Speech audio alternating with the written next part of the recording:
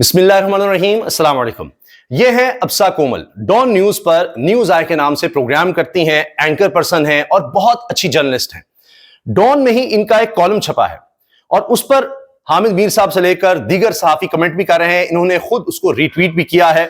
اب اس میں بہت بڑے بڑے انکشافات ہیں اور انکشافات ہیں یورپی یونین کے حوالے سے اور یورپی یونین کے وفد کے بارے میں، ان کے ہیومن رائٹس کے اسپیشل ریپرزنٹیٹیو کے بارے میں۔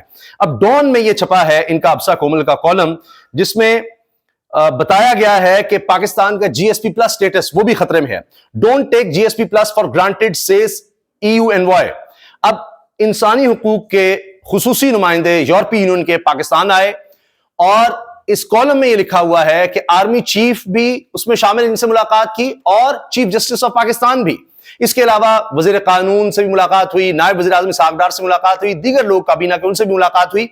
اور اس میں جو یورپی یونین کے اسپیشل ریپرزنٹیٹیو ہیں ہیومن رائٹس کے، انہوں نے کہا کہ ہم نے اپنا پیغام پہنچا دیا ہے اہم لوگوں کو کہ اگر ای یو کا G S P plus status, جس کے ذریعے پاکستان کی مصنوعات کو رعایت حاصل ہے یورپی منڈیوں میں، یہ میں آپ کو بتا دوں 27 ممالک شامل ہیں یورپی یونین میں، جن سے برطانیہ تو نکل گیا تھا، لیکن 27 ممالک ہیں یورپی یونین میں، اور ان 27 ممالک کو پاکستان کی ایکسپورٹس ہیں، برآمدات ہیں۔ اس سے پہلے بھی یورپی یونین کی جو پاکستان میں سفیر ہیں، جو اس تصویر میں بھی نظر آ رہی ہیں، انہوں نے بھی کہا، جب مطیع اللہ جان صاحب کو پکڑا گیا تھا، گرفتار کیا گیا، بعد میں پتہ لگا گرفتار ہیں، پہلے تو لگا لاپتہ ہو گئے، تو اس وقت بھی انہوں نے ٹویٹ کیا تھا، اس میں جی ایس پی پلس سٹیٹس کا یورپی یونین کا حوالہ دیا تھا کہ کیا ہو رہا ہے پاکستان میں۔ اب یورپی یونین نے یہ پہلا جملہ ہی ہے، ابسا کومل نے جو آرٹیکل لکھا ہے، the European Union has warned Pakistan not to take its GSP plus status for granted، کہ یہ نہ سمجھے کہ یہ سہولت ہے، یہ ایسے ہی چلے گی، اس کو فار گرانٹیڈ نہ لیں۔ تو اس کا مطلب یہ ہے کہ اس کو بند کیا جا سکتا ہے، اس سے اربوں ڈالر کا پاکستان کو نقصان ہوگا صرف برآمدات کی سطح پر، باقی ملک کی صاحب کو بہت زیادہ نقصان ہو سکتا ہے۔ Olaf Skog, the European Union Special Representative for Human Rights, who is currently on a week-long visit to Pakistan، ایک ہفتے کی وزٹ پر ہیں پاکستان میں، انہوں نے گورنمنٹ آف پاکستان کو کہا ہے کہ ملٹری کوڈز کے حوالے سے ہمیں تحفظات ہیں، اور پھر جو آپ نے ابھی فریڈم آف ایکسپریشن پر، یعنی یہ پیک ایکٹ کے حوالے سے بات ہو رہی ہے براہ راست، وہ کہنے کہ جی فریڈم آف ایکسپریشن پر جو آپ لگا رہے ہیں قدغنیں، اس پر ہمارے بہت زیادہ تحفظات ہیں، اور انہوں نے کہا ہے آگے کہ میرے ہوتے ہوئے یہ سب کچھ ہو رہا ہے یہاں پر، تو اس کا یہ مطلب ہے کہ آپ کو پرواہ نہیں نظر آ رہی، اور یہ نہ ہو کہ پھر آپ کا سٹیٹس خطرے میں آ جائے، اس کو فار گرانٹیڈ نہ لیں۔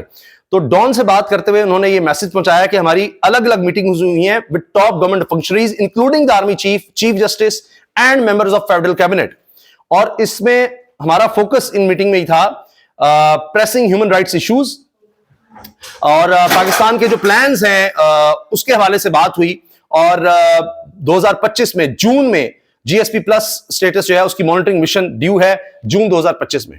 ان سب پر بات ہوئی ہے کہ بھائی پھر جون 2025 میں مانیٹرنگ مشن کا ہے، تو آپ دیکھ لیں، سوچ لیں، اس میں بڑا واضح یہ سب کچھ بتایا جا رہا ہے۔ The invoice insights will be crucial to securing continued access of generalized system of preferences plus یعنی جی ایس پی پلس۔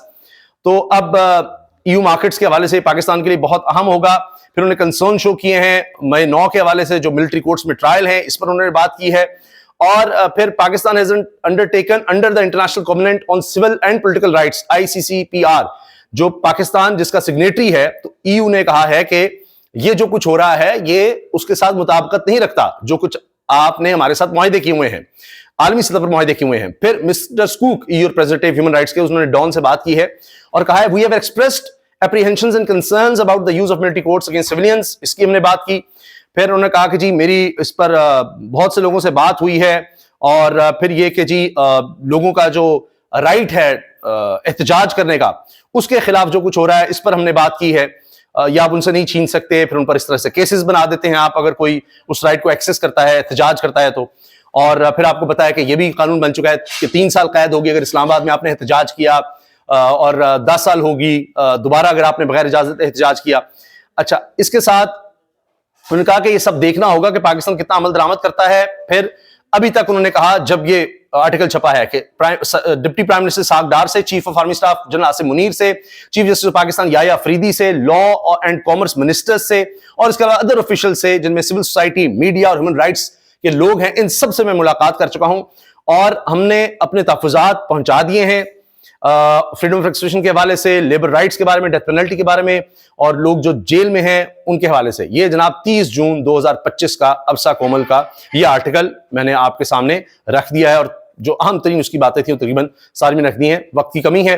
اب آپ یہ دیکھیے، اس کے علاوہ ملک ریاض صاحب کے خلاف ایکشن کا آغاز ہو گیا ہے، اور حکومت یہ بتا رہی ہے کہ 190 ملین پاؤنڈ سکینڈل میں ملک ریاض، ان کے بیٹے علی ریاض، شہزاد اکبر اور فراز شہزادی کے پاسپورٹ منسوخ کر دیے گئے ہیں، اور ان اشتہاری ملزمان کے خلاف کارروائی کا آغاز کر دیا گیا ہے. اور اس میں بحریہ ٹاؤن کے چیئرمین ملک ریاض، ان کے صاحبزاد علی ریاض، سابق وزیر اعظم مشیر برائے احتساب شہزاد اکبر اور فراز شہزادی کے پاسپورٹ منسوخ کر دیے ہیں.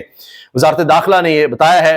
اور اب آپ یہ دیکھیں کہ متحدہ عرب امارات سے وطن واپس لانے کا عمل شروع کر دیا تھا. نیب حکام نے ملک ریاض اور ان کے بیٹے کی حوالگی کے لیے اماراتی حکام سے رابطہ کیا تھا. یہ ایک روز قبل نیب کی طرف سے یہ بھی رپورٹ آئی تھی. تو اب یہ دیکھتے ہیں کہ کیا بنتا ہے. یقیناً ملک ریاض کے خلاف کوئی بھی کارروائی آسان نہیں ہوگی، کیونکہ ان کے تعلقات ہر جگہ پر ہیں. نواز شریف خاندان سے، زرداری صاحب سے ان کے کلوز تعلقات رہے ہیں، اور تصاویر، ملاقاتیں، یہ سب کچھ ان کا ماضی سب کے سامنے ہے. اسد علی طور صحافی ٹویٹ کرتے ہیں اسی پر، ابسا کومل کے اسی آرٹیکل پر، کہ یہ تو ہم نے تو ڈریکولن پیکا لا بھی پاس کر دیا ہے کہ جو بھی کرے گا، تنقید کرے گا، اس کو جیل ہوگی. تو EU اسپیشل ریپرزینٹیٹیو ہیومن رائٹس کے کہہ رہے ہیں کہ انہوں نے تو ملاقات میں پہنچا دی ہیں باتیں. تو یہ سب کیا ہو رہا ہے؟ اچھا، اس کے علاوہ آپ یہ دیکھیں کہ اب پشاور میں مختلف اخبارات کے اور بین الاقوامی قومی چینلز کے نمائندوں سے گپ شپ ہوئی ہے. شیخ فیصل انہوں نے اس کو شیئر کیا ہے. اب یہ جو یورپی یونین بھی بات کر رہی ہے کہ جی یہاں پر آپ ہیومن رائٹس پر مسائل ہیں اور ہم اس پر بڑے تحفظات رکھتے ہیں. تو اب دیکھیں کہ جو پیکا ایکٹ ہے، اس کے بارے میں حکومت کی طرف سے مشیر وزارت قانون بیرسٹر عقیل نے جب مالک صاحب کے پروگرام میں بات کی اور قرآن پاک کے حوالہ جات دیے مختلف صورتوں کے کہ وہاں پر یہ لکھا ہے کہ فیک نیوز نہ پھیلائیں، تو اس پر حافظ حمداللہ صاحب نے بھی کہا کہ اب یہ کون فیصلہ کرے گا کہ یہ جھوٹ ہے. مالک صاحب نے تو آگے سے کمال ہی کر دیا. انہوں نے کہا کہ جی ایک ہستی ہوتے تھے میاں نواز شریف صاحب، انہوں نے کھڑے ہو کر پارلیمنٹ میں، اور جب وہ حلف لیتے ہیں پارلیمنٹ کا، تو اس کے بعد یہ کہا کہ جی یہ ہیں وہ ذرائع، اور بعد میں کہا کہ وہ تو ہمارا سیاسی بیان تھا. تو وہ جھوٹ اور وہ فیک نیوز، اس کا کیا ہوگا؟ یہ دیکھیے. تعلیمات دیتا ہے، یہ دیکھ سنیے گا پرسپیکٹو سے کہ اس میں ضرور بتایا ہوں. سورہ بقرہ، سورہ منافقون، سورہ نور، سورہ اسراء، ان تمام میں جو چیزیں درج ہیں، قرآن ہمیں کیا تعلیمات دیتا ہے؟ میں بتا چلے میں بریک لے لی، میں اتنا جاتا ہوں، مجھے آپ بتا دیجیے گا، مجھے آپ بتا دیجیے گا.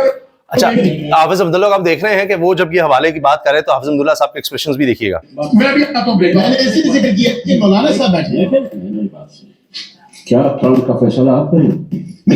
قرآن تو ہمارے لیے، وہ کہتے ہیں قرآن کا فیصلہ پھر آپ کریں گے کہ کیا اس میں جو لکھا ہے اس کا کیا مفہوم، کیا مطلب ہے. پوری زندگی آپ قرآن میں ایسا دکھاتا ہے، آپ کے تمام پورا ضابطۂ زندگی دیکھتے ہیں کہ آپ زندگی طرح گزار رہے ہیں. آپ مجھے بتائیں کہ یہ کیا نہیں لکھا ہوا. اچھا، وہ کہہ رہے ہیں فیک نیوز کے بارے میں لکھا ہوا ہے کہ آپ جھوٹ نہ پھیلاؤ، غلط بات نہ کرو. تو اس پر آپ حافظ حمداللہ صاحب قرآن کی بات ہے، آپ بادشاہ تک فیصلہ ہو سکتا ہے؟ نہیں، میں الحمدللہ میں آپ کی بادشاہ 63 پر کون اترتا ہے پارلیمنٹ؟ یہ تمام دستے اوپر سے لے کر 62-63 پر کون اترتا ہے؟ صادق اور امین کی جب بات کی جاتی ہے تو آپ پھر مالک صاحب نے لاجواب ہی کر دیا.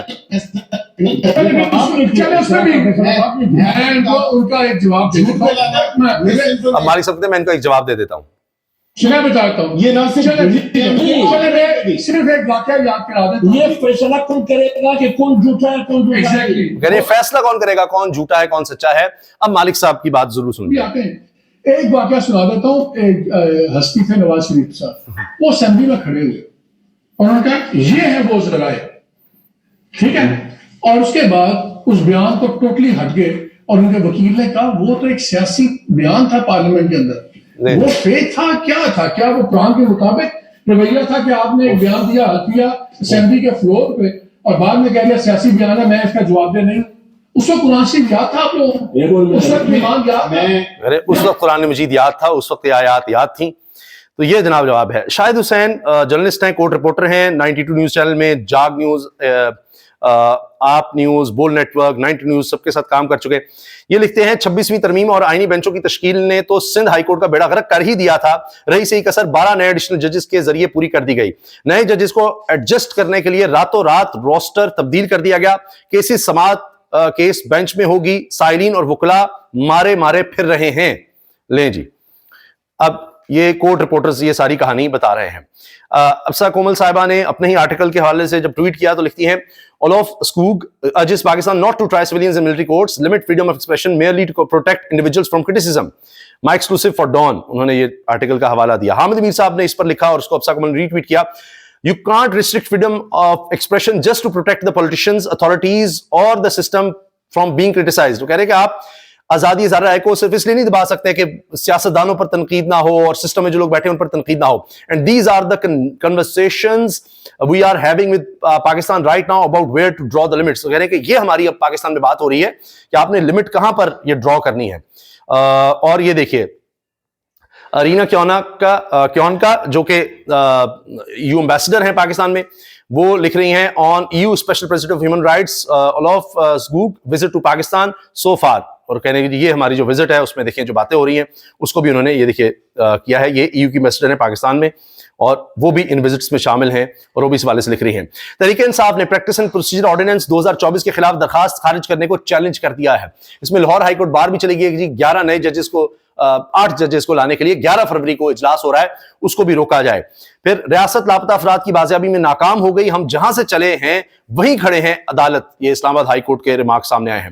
وزیر اعظم کی PTI کو پھر مذاکرات کی دعوت، کمیشن کی بجائے پارلیمانی کمیٹی بنانے کی پیشکش. وزیر اعظم مسلسل کہہ رہے ہیں آ جائیں ہم سے بات کر لیں، دوبارہ آ جائیں بات کر لیں.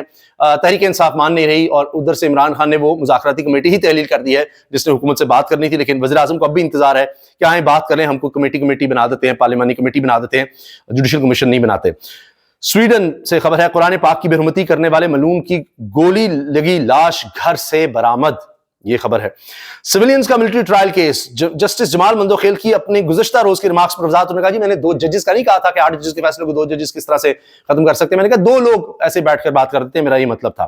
بہرحال سویلینز کا ملٹری ٹرائل کیس جس پر یہ EU کی بھی ہم بات کر رہے ہیں، تو اس میں آج یہ ہوا کہ کیا 9 مئی کا جرم دہشت گردی کے واقعات سے زیادہ سنگین ہے؟